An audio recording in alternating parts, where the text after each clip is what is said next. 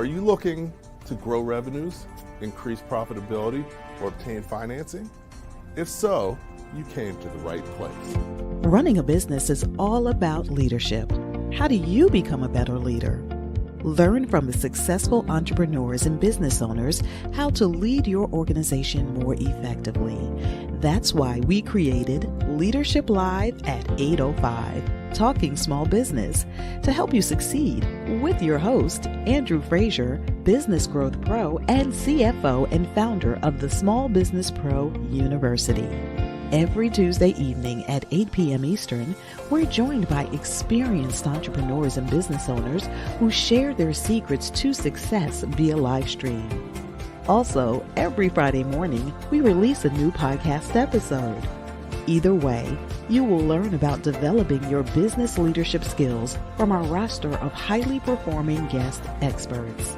Leadership Live is one of the many valuable resources provided through the Small Business Pro University, empowering business owners to learn, profit, and grow.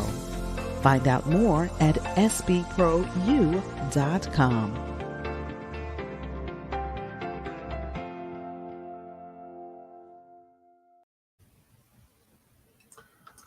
Good evening. Welcome to Leadership Live at 8:05. I'm your host, Andrew Frazier. Excited to be here once again with you on Tuesday evening. We're going to talk about small business and leadership, how to become a better leader to run your business more effectively so that you can grow and make more money. So tonight we have a special guest and very excited about talking to her, Melinda Emerson, also known as the SmallBizLady. She's done some great things for a lot of entrepreneurs and business owners, and really has come up with a way to really help business owners, especially help people get into business and be successful in business. So as you saw, tonight's show is why now is a great time to become your own boss. But not only why it's a great time to become your own boss, it's a great time to be your own boss and have your own business, because even though there's a lot of challenges out there, challenges bring opportunities. And entrepreneurs and small businesses can be more flexible, more creative, and more proactive than larger companies can. So they can take advantage of the opportunities out there in the marketplace. So definitely look forward to talking to Melinda about that. I'm going to bring her on. And, we'll get started. So welcome again to Leadership Live. Hey, Melinda, how you doing tonight? Hi, how are you, Andrew? Excellent. I'm glad you could join me tonight. I'm glad we were finally able to work this out on both of our calendars. Excellent. Yeah, so definitely look forward to, continuing to do great things. We met a while ago through the internet. So I don't think we've ever met in person yet, but we've chatted over the years. So it's nice to have you on the show. And one of these days we'll meet in person. So I'm looking forward to that as well. In real life is always good. Yes. So, also, we've got the audience, always appreciate people tuning in. As always, feel free to share comments. Feel free to share questions. Be glad to address those. And, let's get started. So, Melinda, you've done a lot of things. Not everybody knows where you've come from. Every business owner has a story. Tell us a little bit about where you came from and how you got to where you are now.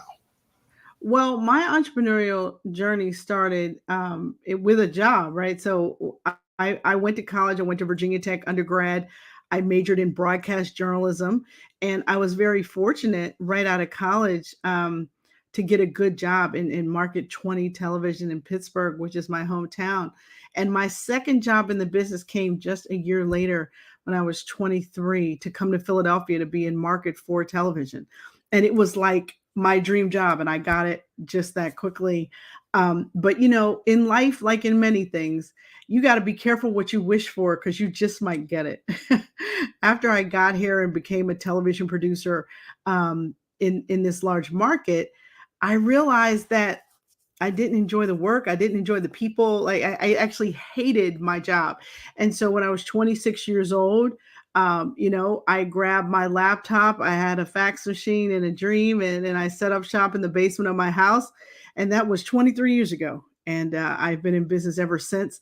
Um, Along the way, my business grew very quickly. We were a video production company. At one point, I was the largest female owned video production company in Philadelphia. And eventually, was able to, my then husband was able to leave his full time job at GE and join my business full time. We had offices in downtown Philadelphia. I mean, we were doing really, really well. And then all of a sudden in 2005, I got pregnant with with our son. And at that time, I was only 32 years old, but I ended up with a high risk pregnancy and I got put on bed rest. And I made the number one mistake that you can make in business. I mean, I built a business that couldn't run without me.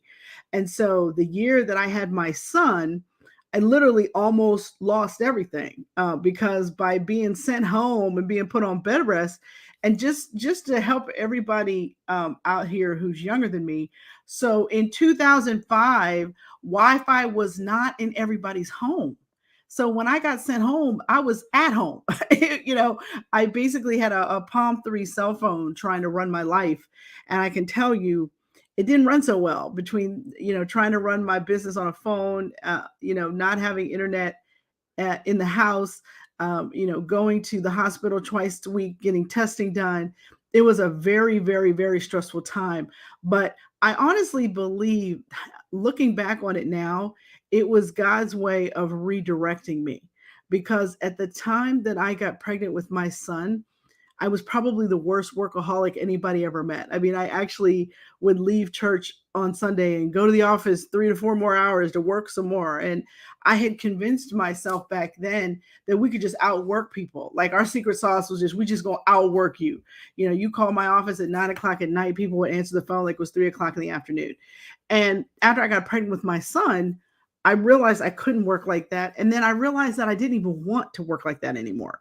And so while I was on bed rest, I started writing down all of the expensive lessons that I had learned. And man, Andrew, the list was like this long. I mean, there were lots of lessons to document. And eventually those notes became my best-selling book, Become Your Own Boss in 12 Months. And that book has been in print for 11 years. It's actually in its third edition. Simon & Schuster and I worked together over the pandemic to release the third edition this past September. And I updated it during the pandemic because one of the things that I realized was that a lot of people went down, a lot of businesses got taken down during the pandemic because they didn't have some fundamental things in place about their business, right? People didn't know how to sell online. People didn't have an email list to email their customers to stay in touch and continue doing business. People didn't know really how to develop a sales process for their business, particularly one that started with an online relationship since everyone was at home. And so what we did was really overhaul the book to really add all that stuff. So how to sell online, how to build a social media brand, how to have a great website, how to develop a sales process.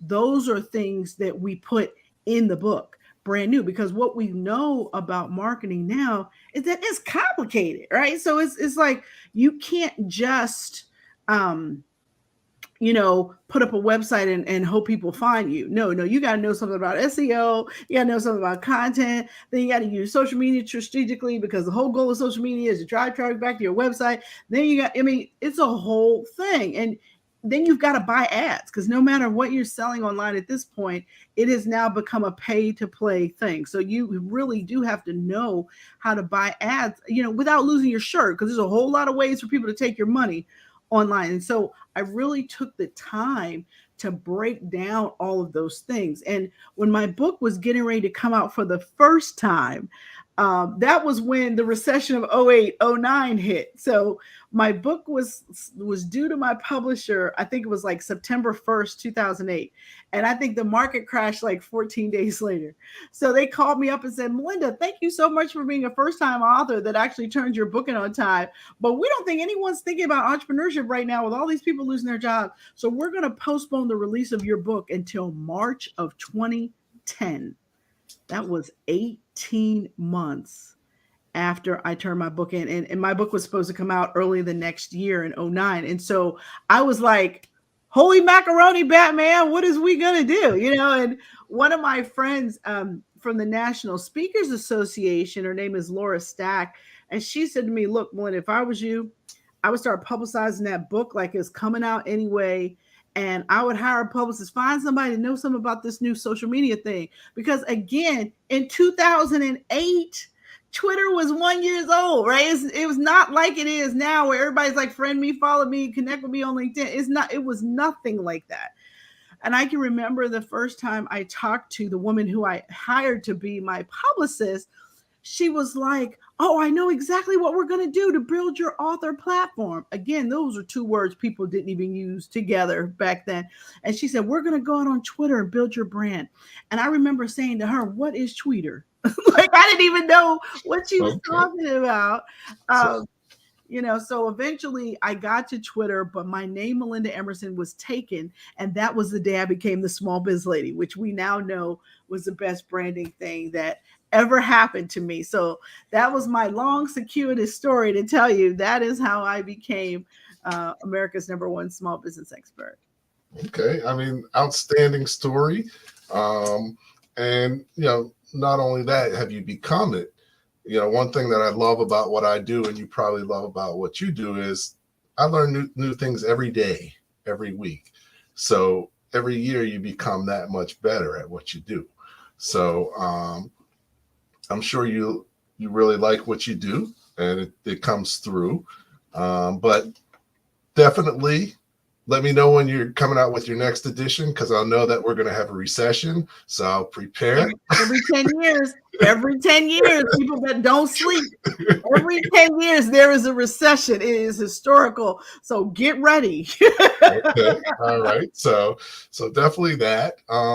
And, you know, we're going to talk about, you know, especially why right now is a great time to either go into business or be in business, because, you know, I think definitely having been in business so long, having worked with so many businesses, you have a great perspective on, you know, what's happening out there, because it can be scary, especially if you're a new business owner.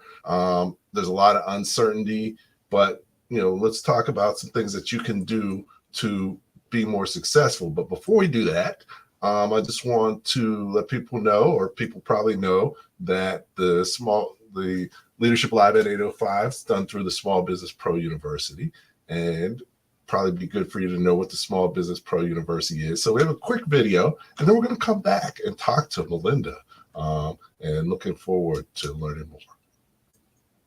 Do you own your business, or does it own you? Is your business growing, and are you making enough money? As a business owner, there are so many things you need to know to become more successful. Hello, my name is Andrew Frazier, the Business Growth Pro and CFO. I created the Small Business Pro University for you. Small Business Pro University has self-paced, dynamic, multimedia learning experiences created by more than 20 instructors who are business owners just like you. Small Business Pro University will empower you to become a masterpreneur by learning the secrets to creating a successful enterprise, to go from working in your business to working on your business. Take advantage of our strategic coaching program, or just simply choose the courses that you need at www.sbprou.com. We will empower you to thrive and not just survive, and make more money in any business environment. Welcome back to Leadership Live at 8:05, here with Melinda Emerson, and we're talking small business. So Melinda, you know, there's so many things we can talk about, but where should we start? I'm thinking, you know, in business, you know, if you're in business or you're not in business, one of the first things you need to do is know where you are and assess where you are. So how can people figure out where they are? Because you need to know where you are before you can figure out where you're going. Well, I'm a big fan of people doing life planning before they really jump into business, because you got to make sure that you understand what your personal goals are so you can build a business that's going to help you accomplish those goals. So you want to really spend some quality time with yourself, going through and doing a life plan so that you can get clear, because you might be trained as an accountant and hate accounting. Okay. So you got to figure out what it is that you do love to do, and what would you do for free, and what do you still need to learn, and what makes you laugh. And so all of those things are encompassed in a life plan. And we do have a product that helps you do that over on succeedasyourownboss.com. But it's really important to start with a life plan. Then the next thing you got to do is figure out your financial plan, because no matter, banks do not loan money to start up businesses, not enough to really get rolling.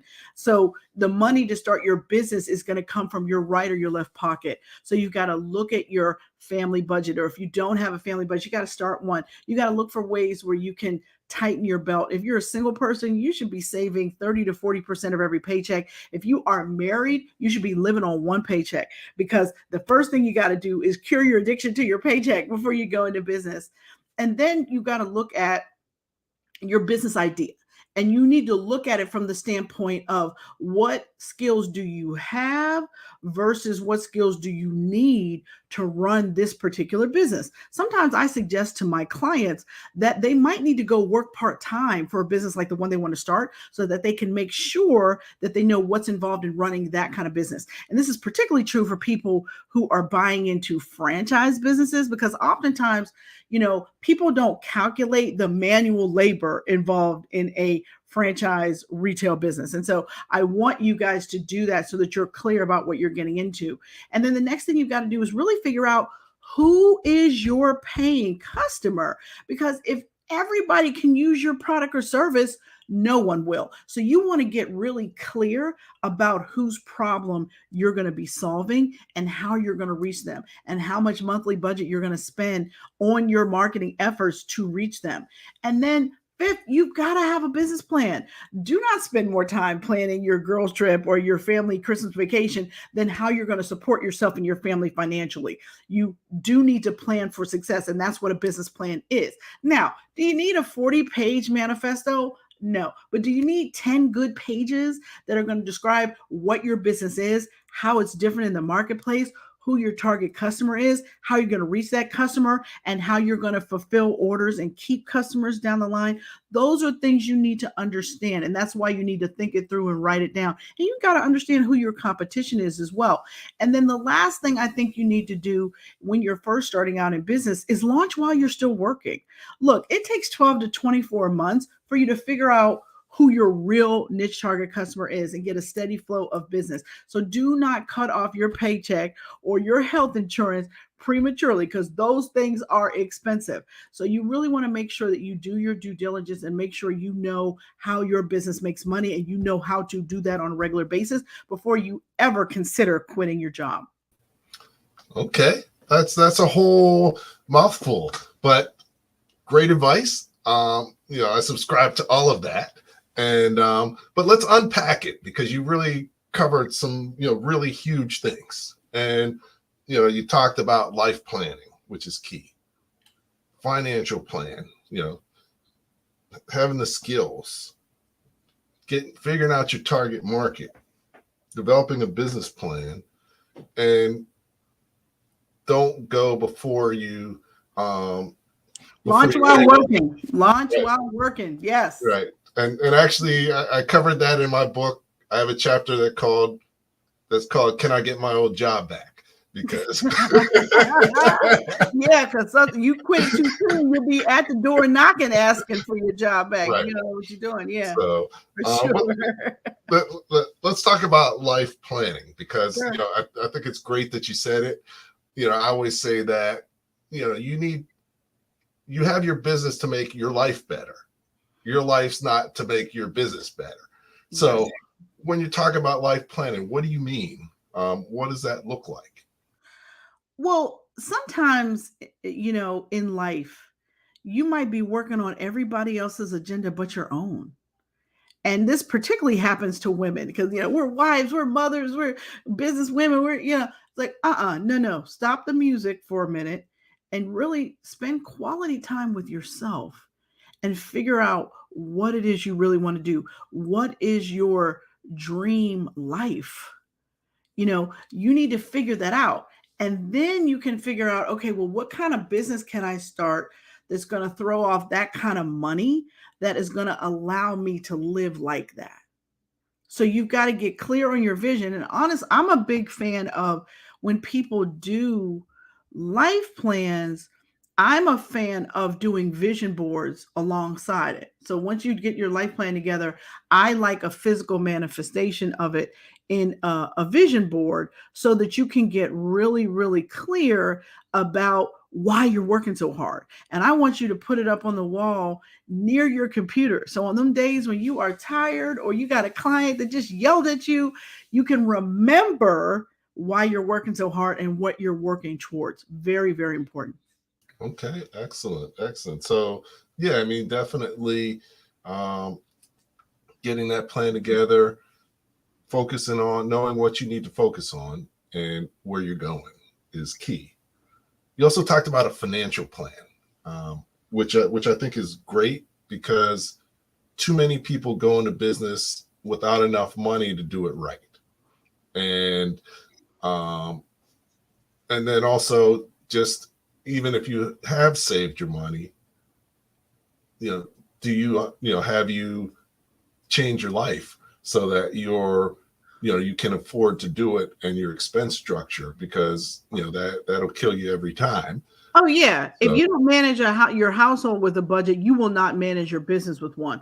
And successful businesses are run based on up-to-date financial information. So it is extremely important that you understand how money works in your house so that you can understand how money works in your business. And the reason why this is important is because you need to track not just your direct costs, but your indirect costs. You have to track your profit margin, because there's all kinds of stuff that can eat away at profit margin, whether it's rework, whether it's shipping charges you didn't put in, whether it's more labor than you've realized because you forgot to put yourself in the labor calculation, right? So there's all kinds of ways that your profit margin can get eaten. And it has a lot to do with whether or not you truly understand what all of your costs are to run your business, your general and overhead administrative costs.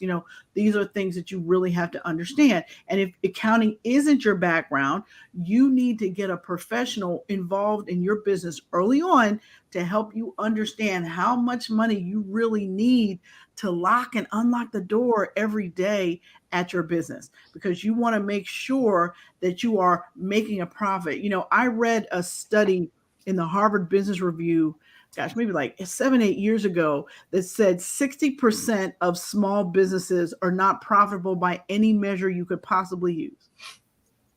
That is a scary, that means there's people out here working hard every day in their businesses and not making any money, and they don't even know it. And the reason why they don't know it is because they don't call an accountant until tax time. Right. So what they don't have an accountant, they have a tax preparer. Right. And that's what they need to understand. And so it's really, really important for you to know your numbers, to know your profit margin so that you can get clear about, what is your most profitable line of business? That's the kind of stuff you need to know so that you can figure out, what to bundle as your sale for Christmas, because what do you got excess inventory of that you can bundle with something people really want, right? So there's all kinds of things that go into it. But again, what I have seen a lot of over the years is that people's fear of math is like the reason why they don't know what's going on in their business. And that is not good. We want you to be in business so that you can build generational wealth for your family. And you're not doing that if you aren't paying yourself on a regular basis with a paycheck. You're not putting away money towards your retirement, and you're not making sure. Because sometimes I love the promotion that you did earlier where you said, do you own your business or does your business own you? Well, a lot of folks out here are in situations where their business owns them. And they're trapped. They're not even making any money. They haven't raised their prices in 3 years. People that sell you stuff don't have no problem raising their prices. You should raise yours too. And so there's so much that I can say about this, but I think that it's just really important for you to have financial professionals with you in your business early on. If you're using QuickBooks or whatever accounting software you're using, hire a professional to set up your chart of accounts, to set up all the stuff. You don't want to be setting up your own QuickBooks if that's not what you do. As a matter of fact, your time is more valuable than putting your data in your QuickBooks. You need to pay somebody to do that too. So get you a bookkeeper to do that. So it's really important that you understand how the money works in your business and how it works in your life personally. Because listen, if you've got a $3,000 or $4,000 a month mortgage and 2 brand new cars outside in the driveway, your lifestyle may be too fantastic for you to cut back to start a business. And it's just that real. I've had many, many people call me, girl, I want to be like you. I want to start my business today. And I'm like, listen, you love Prada. You can't start a business. Your lifestyle is too fantastic. Every time I turn around, y'all on Facebook somewhere on vacation. No, see, the thing about starting a business is that there is an upfront hazing process, and it's usually the first 3 to 4 years in business. I mean, most of the business owners that I know have bootstrapped their business, number one, and number two, really weren't able to take a consistent paycheck until year 3 of their business. So you got to really figure out how much money you can save. You've got to get buy-in from your partner or your spouse. You got to make sure everybody understands the big picture, because an unsupportive spouse can kill a business faster than a bad marketing plan. So you need to make sure that everybody's bought into the vision. And that starts with you as the entrepreneur being able to articulate the vision and talk about what you're doing and why, and the payoff that it's going to be for the family long term. Okay. No, I mean, that's excellent. You talked about taxes. Not, I guess Precious likes the upfront hazing process, and it is really real. And good evening. So I love Precious. She's wonderful. So, and even with the tax preparer, I run into a lot of businesses who haven't even done their taxes in years. It's amazing and scary. It's really scary. And what was scary about it was when the pandemic happened and the government rolled out PPP loans and stuff. If you didn't have taxes, if you weren't a registered business with a business bank account, you weren't paying yourself with a payroll check, you had no way to get access to any of that PPP loan money. That was basically free money that these people were giving away. You were relegated to getting unemployment because you were almost considered somebody that didn't have a real business. Right. And you were lucky to get that because you weren't really employed either. Right. You're lucky they said folks with businesses could go get unemployment. The thing about it is that there was a lot to it. And the one good thing that I think that's come out of the pandemic, it made people grow up in business and stop playing games, stop getting paid on Venmo and Cash App, trying to avoid showing any income. That doesn't make any sense, because when help is based on how much your revenue is versus always trying to make your revenues look low so you can avoid taxes. Listen, I'm about, tax avoidance, not tax evasion, right? So you want to do tax planning with your accountant in the fall so that you can position yourself so that you can win big, with your taxes and maximize your deductions and not go into the new year all stressed out. Okay. Yeah, no, definitely. I think of myself sometimes as a finance evangelist because, you have to bring people, show them the light and, understand that you can't, if you don't know your numbers, then you don't even understand how your business works. And that's a problem, because how can you fix something if you don't even know there's a problem? So exactly. Well, it's like these people that go and see an accountant only at tax time. So they have no idea on a month-to-month basis how much money they made, or did they lose money? Right. They don't know. It's like a surprise in March. Did we make any money? Oh, Sometimes, that's crazy. Yeah, I mean, you need to know that information by the 15th of the month. You need to know how well you did last month. You need yeah, to be looking at a balance sheet, a statement of cash flow. You got to understand what you're doing, and you've got to be doing cash flow projections so that you understand how much cash you need on hand to cover your expenses, to cover your contractors or employees or however you're doing it. But you got to make sure that there's enough money coming in. You got to know how much money you need to make every week and every month. I am really negative on people who want to tell me, oh, we're going to make $1.7 million in revenue this year. I don't care about that because it's not about what you make, it's about what you keep. And all these people want to run around talking about gross revenue. I don't care nothing about that. What I want to know is how much money do you have to make this week? yeah, And how many marketing activities do you have to do in order to generate that much business, that many proposals, that many emails, how many social media posts, content, what are you doing, phone calls? I don't care what it is, but you've got to back into your number, right? And if you can do that, if you know how much money you may have to make this week, you know how much money you have to make this month. And that's really all you need to be focused on is 30 days at a time, as far as I'm concerned. okay, excellent. So yeah, the numbers are key. One other thing you talked about, which I'm a big fan of too, you know, you need to know what you're doing. So if you don't have any industry experience or whatever, it's important to figure out what it's really going to be like, because nothing's like what you think it's going to be. So, Ooh, uh, you just triggered me with that. I mean, you so see something. Oh my goodness. I have seen so many people quit good six-figure jobs to start businesses, to start franchise businesses that they knew nothing about. mhm, And if I've seen it happen once, I've seen it happen a dozen times. There's a big difference from having a knowledge job and having a manual labor job. And that's what the difference could be when you go from something that's a corporate job where you have a team, to you being the person that's got to lock and unlock the door at your bakery every day and picking up a 50-pound bag of flour every day because they get delivered every day, right? So you got to really think about whether or not you can physically handle the wear and tear on yourself, or better yet, don't start a daycare because you heard those kind of businesses make a lot of money and you don't have any kids and you don't like them, right? Like I've seen people do this kind of stuff.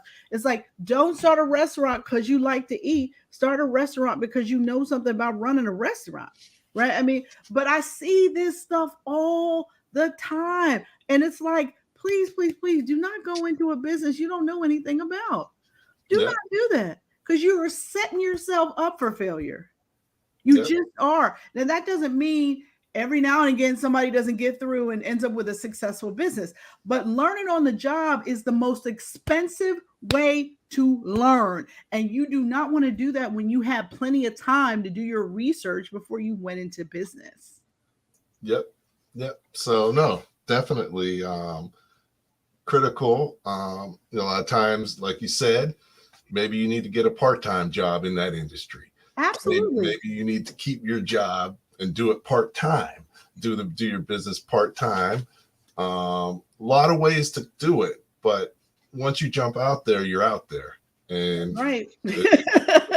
and you're further out there than you And it's really cold out think. there. The ice is thin. Yeah, Anything can drown you. Anything, right? So you yeah, gotta be careful.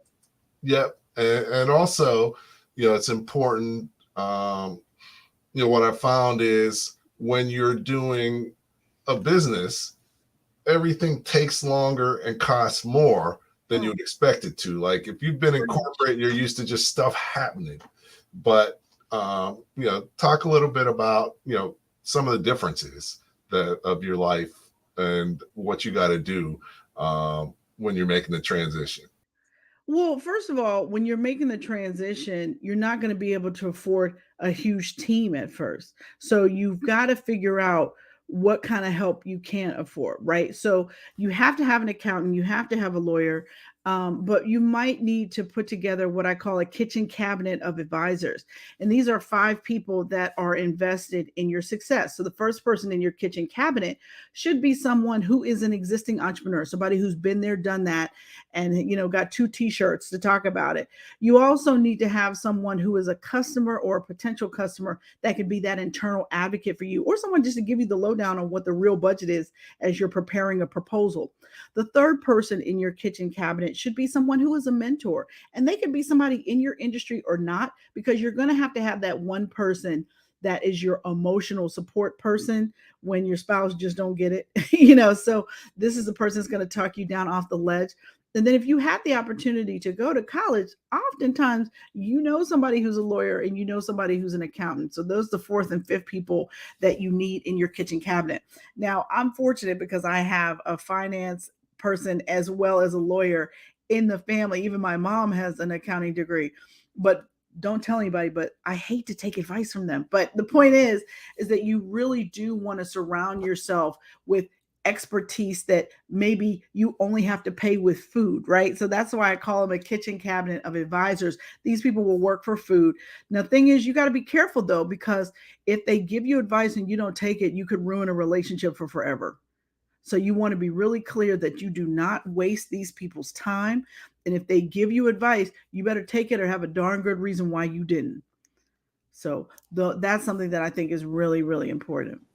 Okay. No, definitely having a good team is important. One thing you do have to be careful of is just understanding people's perspectives, because what I've found is a lot of people who are in bigger businesses and corporations, right, and their view of what stuff. What works in a large business many times is the opposite of what works in a smaller business. So you still have to make your own decisions, but it's good to have input and evaluate. And like you said, have a dialogue about it. Say, okay, you're saying this. This is what I was thinking. What do you think? And have a back and forth, because they're still smart people. They just may, you educate them a little bit about your situation and small business and what you're seeing to help you make a better decision. So, but yeah, you covered a lot of great stuff. Definitely having the right people. But, one thing that says is, you can't start a business with no money. But a lot of people try to do that. No, and there's a lot of people that have written really stupid books about that too. And it's just like, look, first of all, it takes an average of $25,000 to start a business. You might think to yourself, wow, $25,000. But listen, by the time you buy a brand new laptop with a crash and burn warranty, that's $3,000 right there, right? Before you get to your incorporation papers and filing your fictitious name form and getting business cards and building a website and all this stuff. I mean, there's a lot of stuff involved. And then you're going to have to, buy software and different things that you're going to need, maybe some training courses for yourself to learn some softwares and things like that. So bare minimum, it takes $25,000. But the other thing you got to think about too is you need to be debt free before you go into a business. Now, that doesn't mean pay off your mortgage and pay off your student loans, but that does mean everything else. I'm talking about no car payments. I'm talking about no credit cards. You're going to need your own credit card capacity in the first couple of years in your business until you can establish business credit. And businesses, you really can't establish business credit until you've been in business about 2 years. A bank won't even look at you for a line of credit until you've been in business 2 years with positive cash flow. And even then, let's say you want to go into a bank and establish a line of credit.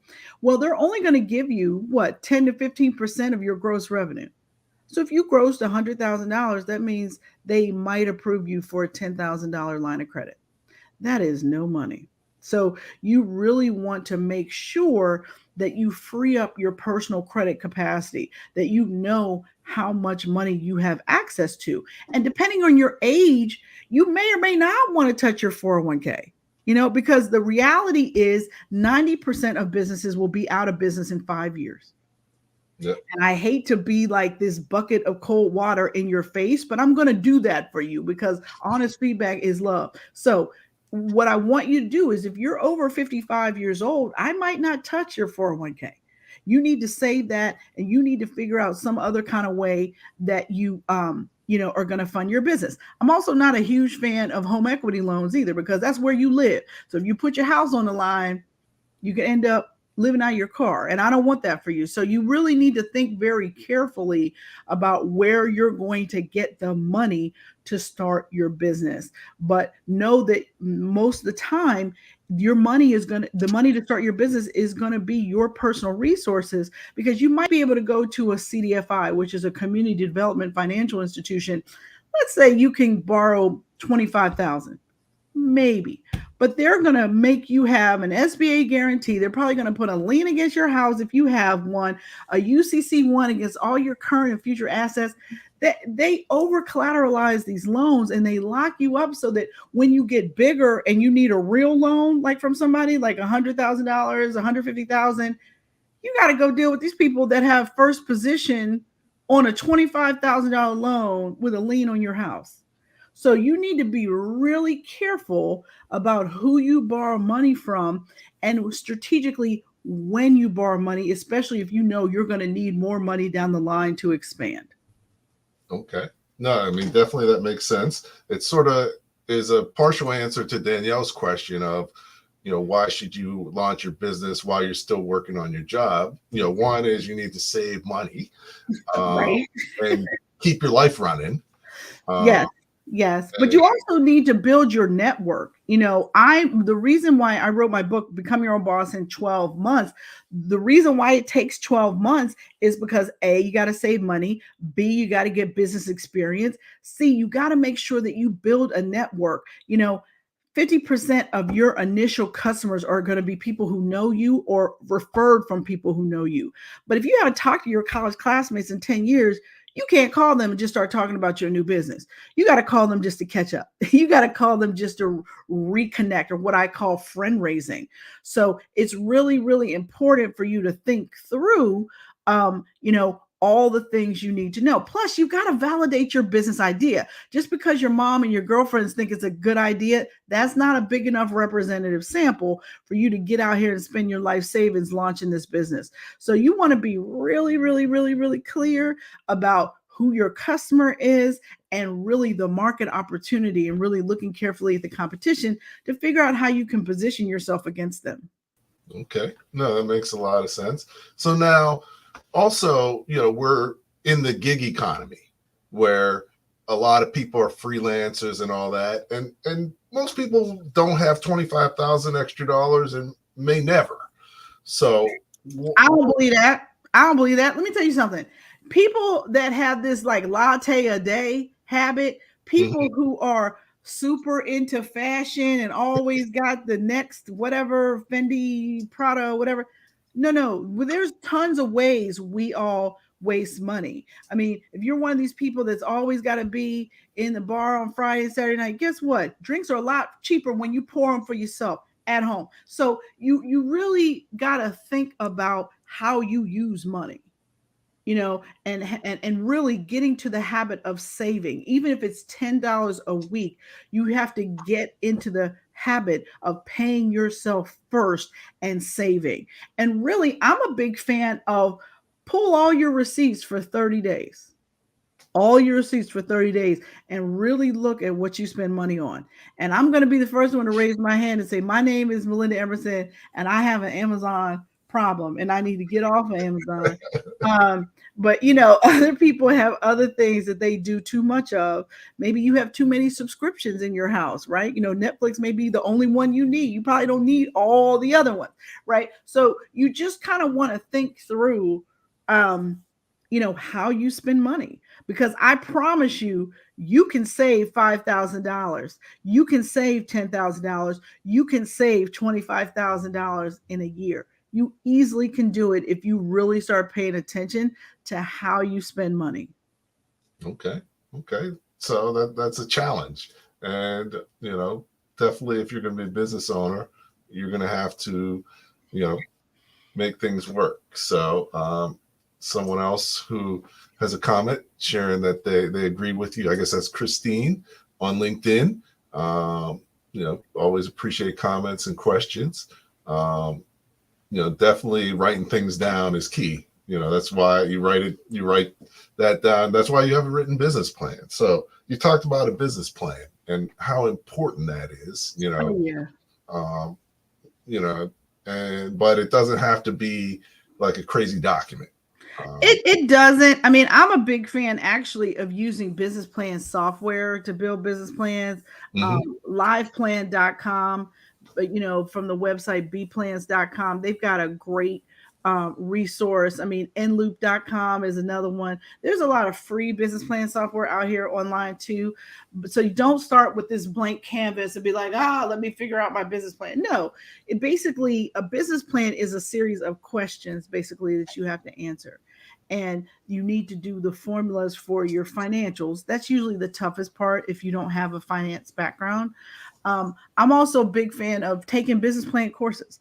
They're not really that expensive. So you start out with software on your own, but you finish your business plan up by taking a course at your local small business development center or community college. Maybe even SCORE might be offering a business plan course. There's lots of places where you can get help from a human, right, to finish your business plan. And like I said, the financials is usually the thing that catches people off. That's the reason why most business plans are completed, Yeah. is because of the numbers. So again, get to know an accountant or bookkeeper, somebody to help you kind of run your numbers so that you can really understand your cost per unit, or your cost per service delivery. Okay. No, that's great. And the SBDC, I agree 100%. I actually work with the Rutgers Newark one. Okay. And every quarter we do a business plan course, 20 hours, 4 days, 5 hours a day. Last Friday, I spent 5 hours teaching people about accounting. And then this Friday, I'm spending 5 hours teaching people about finance and financial projections. But you come out of there knowing things that you need to know. And you actually end up coming out of knowing more than most business owners know, even if they've been in business for many years. So that gives you a great advantage. So, definitely it's important to do that. But, like you said, it can be flexible. I do my business plan in PowerPoint because I like to. Well, I mean, you've been in business a long time now. You didn't Right. do your first business plan like that. You did it in Microsoft Word, I'm sure. So I think that, over the years, as you really get to understand the business that you're in and you have repeat business, you can kind of scale back to more of like a strategic plan for Mhm. your business, because really it's a high level sort of like marketing and sales plan. But in the early days when you're still trying to figure it all out and like figure out who your niche target customer really is, nah, you got to go old school. you need you Yeah. need an actual business plan, and honestly, it should be updated every 2 to 3 months based upon the information you're getting as you're going along in business. Really, the sad thing is that a lot of people, if they actually wrote a business plan, they treat it like a historical document. Like it's put up on a shelf, it collects dust, like nobody's using it. No, it's a living breathing document that should be updated on a regular basis so that you can really win in business. Yeah. And it's also really, it's a plan of plans. Within it, it's like you got your marketing plan, you got your operations plan, you got your financial plan. So you want to keep that in mind. And, you mentioned one of the key reasons people don't get their business plan finished is because of the financial plan part. And, generally, with the financial plan, um, if you don't do that, and you probably see, it's your financial plan, you don't just come up with a financial plan. It should just be numbers attached to your business plan, what you're trying to do. But if you don't ever attach numbers to it, you don't even know if what you're going to do will work, even if you do it the way you wanted to do it. So, so that's important. So when people are doing their financial plan, what do you talk to them about, or how do you um, encourage them to get started?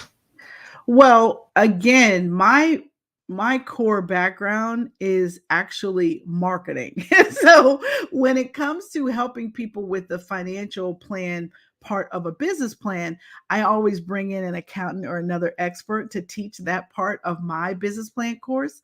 Um, but basically, it starts with knowing all of your costs, right? So we can start with your direct costs, labor, materials, packaging, shipping, or it might be inventory, labor, whatever it is.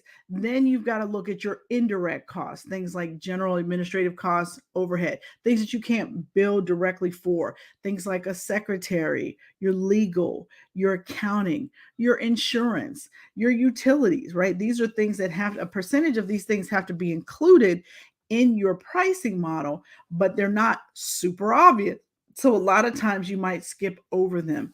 And the biggest thing that I see a lot of business owners skip over is charging enough for their own time. So you have to make sure that you put yourself in the calculation, that you're counting all of your time on the books too, because eventually when your business blows up, you want to be paid back for all the time that you put in. Not only that, if you're not charging for your time, you can't hire anyone because you can't afford to pay them because you weren't that part. That part. Because there's a lot of small business owners, most underpriced, and it's a problem.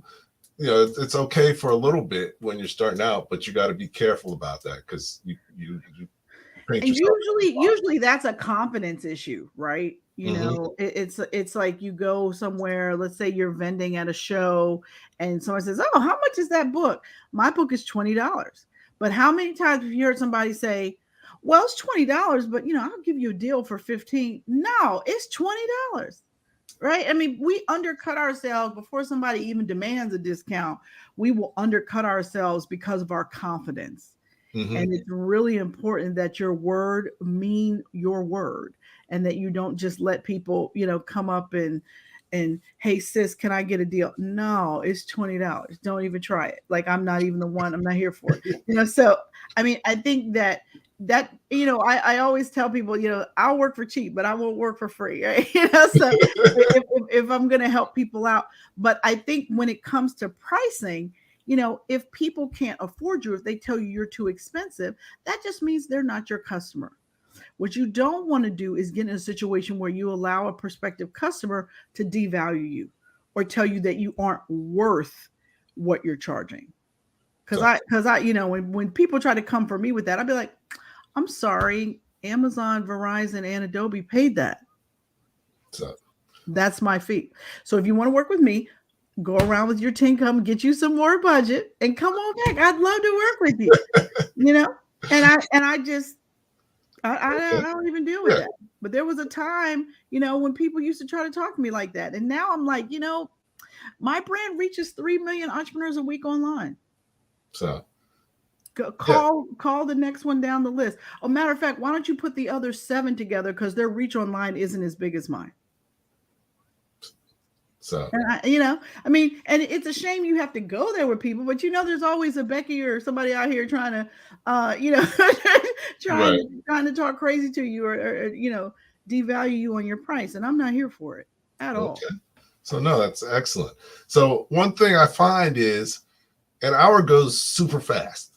So we're coming up on the hour, and, always like to ask the guests to, we covered like a million topics, and, think of 3 things that you want to leave people with that they can do tomorrow, based on what we talked about that they should be doing tomorrow. Take a second to think about it. Mm-hmm.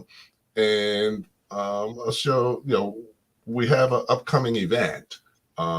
I do a power breakfast and conference for entrepreneurs and business owners coming up on the 24th. So here's a quick video about it, and we'll be back with Melinda, and she's going to share 3 key things that you as a business owner should be doing tomorrow to get yourself on track and more successful. If If you are looking to increase revenues, improve profitability, and or obtain financing for your business, you need to check out the Power Breakfast and Small Business Pro conferences. My name is Andrew Frazier. One of the things we're here to do is supercharge your day. Today's Power Breakfast has really been a phenomenal experience. I think it's exactly what business owners need, some true guidance of people who are genuine and really are leading them in the true direction of business growth and expansion.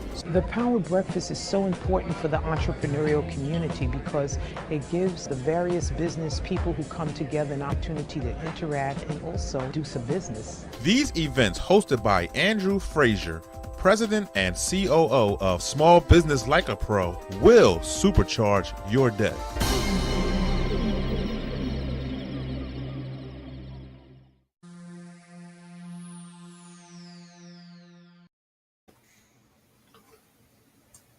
Welcome back to Leadership Live at 8:05, Talking Small Business. I'm here with Melinda Emerson, SmallBizLady. You just saw a quick video about the Power Breakfast. I put a link in the chat. You're welcome to check us out on the 24th. And we're very excited that at the Power Breakfast, actually at the Power Lunch, because we have a full day conference, our featured guest speaker is Precious Williams. So we're excited. Killer pitch master, and she's going to be really tearing down the house. So look forward to having her, and we welcome you to join us. And here's the link where you can go to learn more about the Power Breakfast and register. It's going to be in Kenilworth, New Jersey, right off the Garden State Parkway at exit like 138 or something like that. But hope to see you there. So Melinda, we've talked about a whole bunch of stuff, and I find that usually you can only really remember three things. So just the way our brains are designed. So I try and put things into threes. Of course, we have the video for people to go back. It'll still be available on Facebook and LinkedIn. But just as a recap, what are the three things that you think are most important for people to take away from what we discussed today? Well, the first thing is, the world is still waiting on a better mousetrap. So if you have an idea that you have researched and you know who your customer is, and you think that you've got the experience you need, now is a perfect time to start a business. But remember, start as a side hustle first. If you are already in business, what I want you to do is develop a great piece of content that is really relevant to your target customer. You can do it on video, you can do it on audio, you can write a blog post, but develop a great piece of content that's going to draw your target customers to see you as a helpful resource. And the third thing you want to do is follow up with your existing customers. An existing customer is 65% more likely to buy from you again, and they're going to spend more money the next time. So you want to do everything you can to keep your customers because they are really the most valuable thing in your business. Excellent. That's outstanding advice. Definitely I'm going to be doing that tomorrow as well. So hope everybody out there in the audience sees that as well. But Melinda, thank you so much for joining us tonight and sharing your wealth of knowledge. And hopefully we can have you back on the show. Would love to have you back sometime in the future. And, wish you much success. I know that your new book is launched or being launched. It was launched in September. So Become Your Own Boss in 12 months is available anywhere books are sold, on Audible and in any bookstore. And if you want more information about my courses and what I teach people, all you got to do is head over to smallbizladyuniversity.com. Okay. Yep. And I've got this one works too, right? That one works too, but my school is at the other one, but it's okay. You can get there from that one. Okay. All right, cool. So there you have it. Melinda Emerson, SmallBizLady, and thanks again. So I'm just going to close out. You can hang out for a minute if you want to chat afterwards, but I'm going to just close out everything. So thanks again for joining us for Leadership Live at 8:05. Hopefully you found this to be, a valuable experience. Each week we have a different guest and a different perspective and different insights about business. So always looking forward to new guests each week. This coming week, our guest is going to be John Harmon, founder, president, and CEO of the African American Chamber of Commerce. And we're going to be talking about economic empowerment through entrepreneurship. He has a wealth of knowledge, as a business person, running the chamber, working with other organizations. So I look forward to talking to him, a lot more about economic empowerment, some of the things he's doing, some of the things he's seeing around the country that can be helpful for entrepreneurs and business owners. So hopefully you can join us as well, and looking forward to that. Always appreciate your comments. Thanks, Michelle. Thanks, Carlene.